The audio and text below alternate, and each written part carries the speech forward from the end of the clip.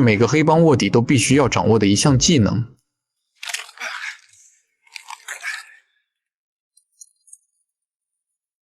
处理完这具尸体后，杰克立刻起身，快步离开了现场。此时在外面等了许久的杜克已经彻底没了耐心，正准备进去找人，却刚好在入口处和杰克撞了个正着。好在杜克没有继续往里走，否则杰克就暴露了。作为黑老大贝克的二把手，杜克从一开始就没有真正相信过杰克，所以杰克接下来的目标就是先除掉这个最大的隐患。这时杜克突然提到，卷毛已经给贝克发过信息，说自己发现了一个重要情况。听到这句话，杰克心里顿时一沉，难道卷毛已经告诉贝克自己是警方卧底了吗？1个小时后，杰克被带到了黑老大面前，他一度以为自己的身份已经暴露，好在卷毛还没来得及向贝克揭穿他是卧底，只是告诉贝克，几天前绑匪开的那辆丰田皮卡属于他们的一名客户。贝克听完瞬间暴怒，发誓一定要替儿子把这口恶气讨回来。而杰克眼下最紧要的事就是尽快回到仓库，把卷毛的尸体处理干净，免得被其他人发现。夜深人静后，杰克悄悄从窗户翻了出去。为了避开庄园里的监控，他绕到后方的海边，准备从这里游到另一侧。没过多久，正在庄园附近接应的苏珊就看到一个高大的身影朝自己走来。警惕的他仔细一看，才发现来人正是杰克。看到浑身肌肉的杰克，苏珊一时间也忍不住多看了几眼。随后两人赶到仓库，杰克将藏在桌底的卷毛尸体拖了出来。这时苏珊还利用卷毛的指纹解锁了他的电脑，并用卷毛的邮箱给贝克发了一封邮件，声称已经查到了绑架他儿子的人。其实这正是杰克设下的圈套，目的就是把杜克骗过去，再趁机除掉他。临走之前，杰克和苏珊把卷毛塞进一辆废弃集装箱里的汽车后备箱，这个位置极难被人发现。可就在两人清理地上血迹时，2名货车司机突然过来找卷毛，他们刚一进门就看到了地上还没处理干净的痕迹。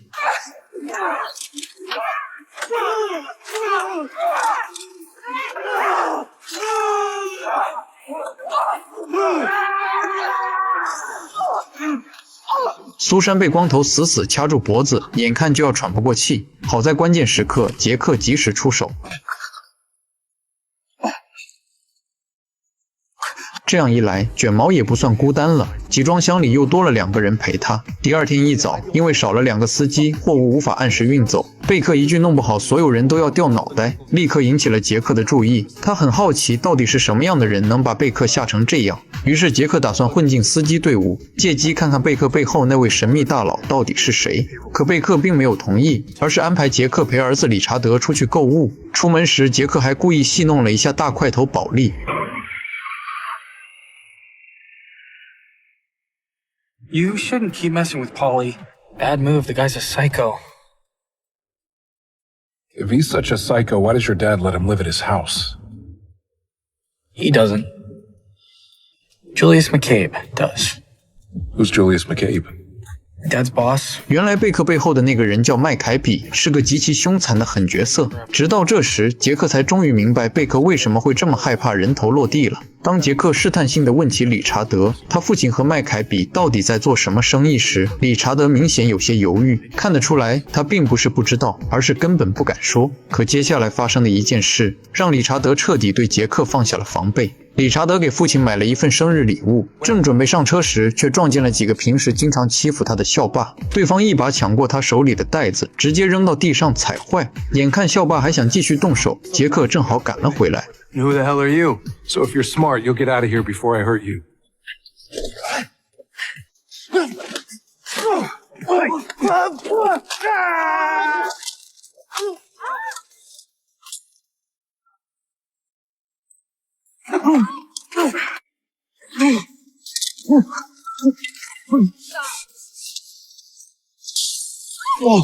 Next time you see Richard, walk the other way.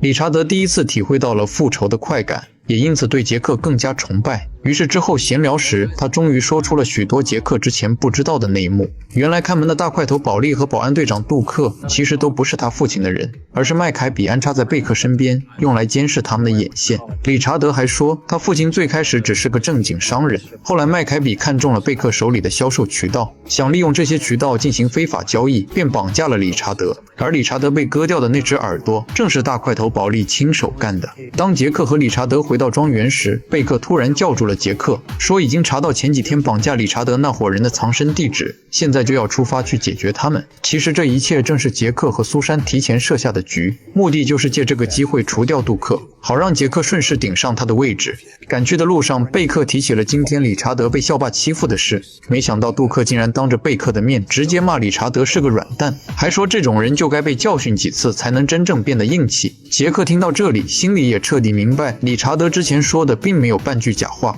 不过对杜克来说，他的好日子也快到头了。他们把车停在一条偏僻的山路旁，随后从后备箱里取出武器。I want every last one of them dead. Send a message. No one fucks with my son. No one fucks with McCabe's business. Let's go, asshole.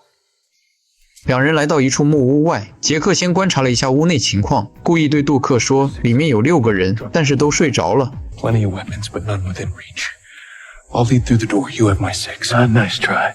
Once I get their bearings, it's always the second guy who gets hit. I go first, you tail. 殊不知，这正是杰克的激将法，他要让杜克先一步进屋，这样才有机会把他除掉。Finger off the trigger. Aim me the rifle with your left hand by the barrel, butt down, muzzle up. Turn to your left. What the hell do you think you're doing? Getting the drop on some kind of asshole.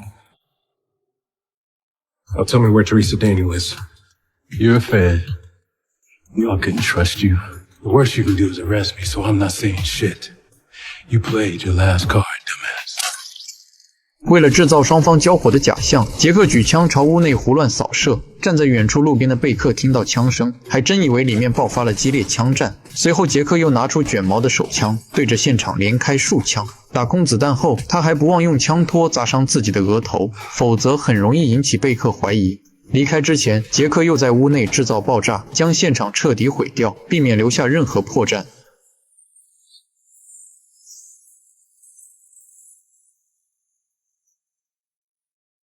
跑回路边后，杰克催促贝克赶紧上车，表示他们必须马上离开。车上，杰克编造说他们遭到了8个人埋伏，杜克在混战中被乱枪打死。 One of them did drop this. This is Angel's gun. I gave it to him. 随后，他把卷毛的手枪交给贝克，而贝克转手又把这把枪送给了杰克。这也意味着，从今天开始，杰克正式取代杜克，成了贝克身边的贴身保镖。本期内容到此结束。也许从杰克亲手处理掉卷毛，又一步步设计除掉杜克开始，他就已经不再只是潜伏在毒枭身边的卧底，而是在这张黑暗权力网中真正学会了以毒攻毒。贝克看似是庄园的主人，实则早已被麦凯比和手下的眼线牢牢控制，就连自己的儿子也成了别人用来威胁他的筹码。杰克越深入其中，越能看清这场罪恶交易背后的残酷。这里没有忠诚，只有监视；没有亲情，只有利用；没有退路，只有不断往上爬，才能接近真正的幕后黑手。当他取代杜克站到贝克身边，也意味着这场卧底行动终于进入了最危险的核心，真正的猎杀才刚刚开始。